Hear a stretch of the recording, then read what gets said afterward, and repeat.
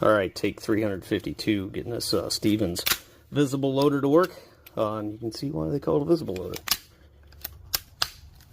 And fire, ejection, and load, fire, yeah.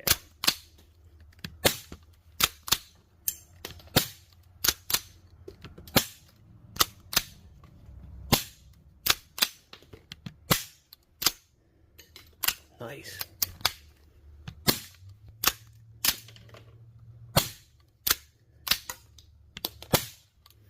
And the last round never ejects because it needs the next one to push it out of there. So you're stuck with that one. You can pry it out and throw it. But cool design. Wish they worked better. Seem to have this one working okay. So we'll get it back to the owner. Hopefully he's happy with her.